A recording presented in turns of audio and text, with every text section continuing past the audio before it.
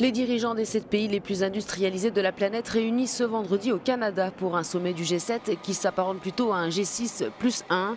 Le vilain petit canard, c'est Donald Trump attendu au tournant par les autres participants, remonté contre les nouveaux tarifs douaniers sur les importations d'acier et d'aluminium décidés par le président américain. Son homologue français Emmanuel Macron a déjà appelé à résister à l'intimidation américaine.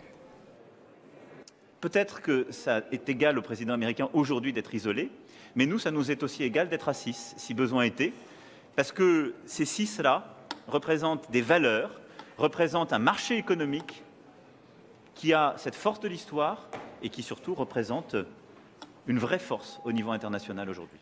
Riposte de Donald Trump via un tweet lapidaire. Le Canada et la France font payer aux États-Unis d'énormes taxes. Ils créent des barrières non monétaires.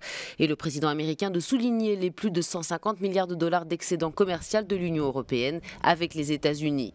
Le ton de ce G7 est donc donné. La confrontation s'annonce tendue lors de ce sommet qui se tiendra durant 2 jours dans un manoir de la petite ville québécoise de la Malbaie où la sécurité a été renforcée. Les manifestants sont strictement tenus à l'écart.